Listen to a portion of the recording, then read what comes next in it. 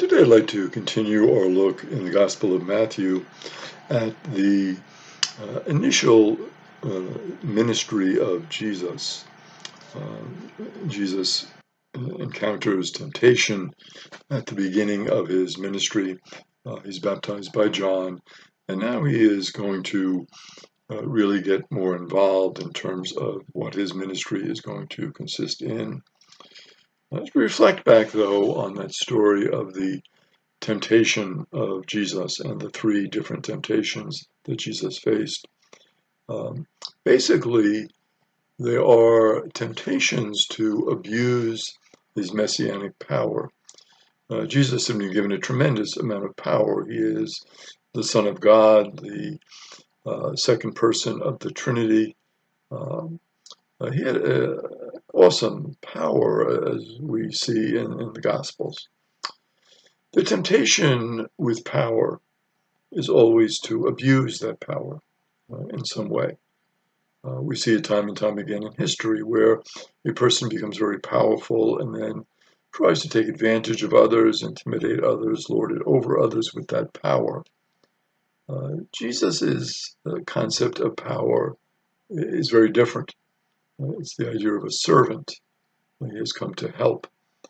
But the temptations that Jesus faced and that are described in the Gospel of Matthew, these three temptations to basically worship Satan and basically to kind of get a lot of really power and glory to himself.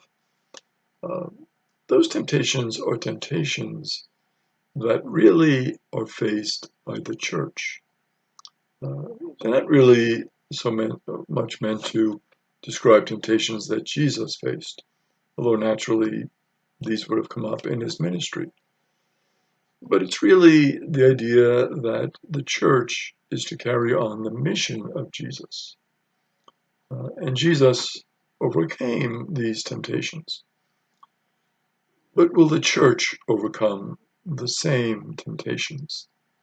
The temptations to be powerful, the temptations to lord it over others, the temptations to kind of build up yourself and worship yourself and not help others. Jesus is showing us really how the church should overcome those dangers, which really are spiritual dangers at essence.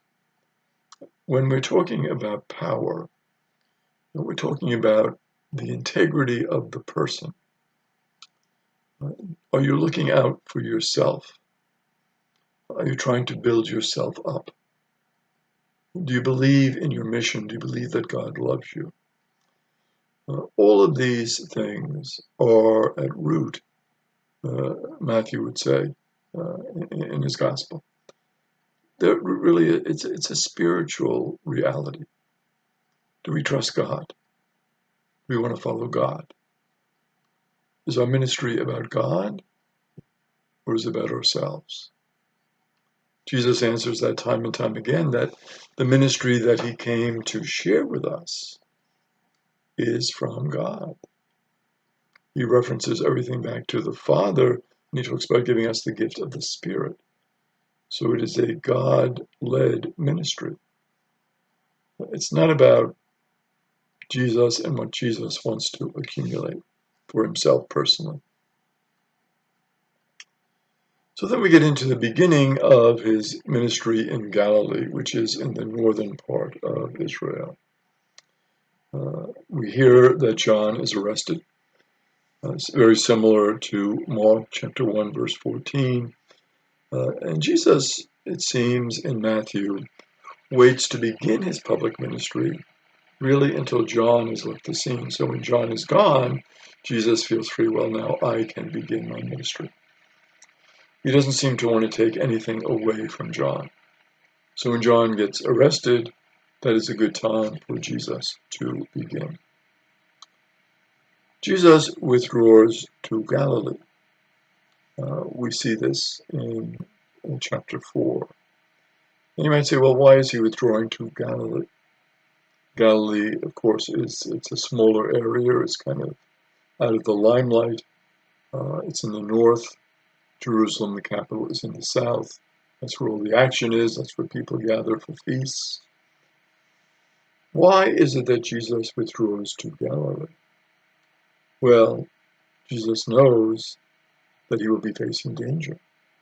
This is not going to be an easy task. I mean, John has just been arrested. So what is Jesus going to be facing? If John faced this, Jesus will face it even more so. He knows that. So Galilee, a little bit more out of the limelight. Jesus is now concentrating, initially anyway, Galilee. But then he leaves Nazareth, he leaves his hometown, and he goes to a town called Capernaum, which is by the sea. It's the region of Zebulun and Naphtali, the two tribes. It is located in the northwest corner of the Sea of Galilee, so it is to the north of the sea. It is a fishing village. So how do they make their money? They make their money, their industry is fishing. And it's located along the Via Maris, which is the way of the sea, which was a very important trade route. And so a lot of people would naturally pass through Capernaum because of the trade aspects, the commercial aspects of the town. And this would have ensured a greater audience for his ministry. So Jesus knows, well, now might not be the time to go to Jerusalem, to go to the south, maybe too dangerous. Start in Galilee, but let's start in an area where there will be a considerable number of people who can hear the message, whom I can share the message with. Nazareth, of course, was a much smaller town. So Jesus, in leaving Nazareth and going to Capernaum, is, as we would say, going to the big time. He's going to a much larger audience from the smaller audience he would have found in Nazareth. Galilee of the Gentiles is a phrase that we see. And this points in the direction of the mission to the Gentiles that we're going to find at the end of Matthew. Matthew 28, 16 to 20 talks about the ministry to the whole world. But here there are intimations of that when Jesus speaks of Galilee as the Galilee of the Gentiles. And of course, since it was a trade route, and since there were people coming from different areas of the world, naturally there would have been many who would have not been Jewish, who would have been Gentiles. They were just involved in the trading aspect at Capernaum. And they were buying and selling, but they weren't necessarily Jewish themselves. Kind of talks a little bit about how this mission of Jesus is going to go to a much larger audience. Jewish audience, of course, first, but there are intimations here, even in the beginning here in chapter 4 of Matthew, of, well, this is going to spread out to a much larger audience, which we'll see as we continue our journey through Matthew.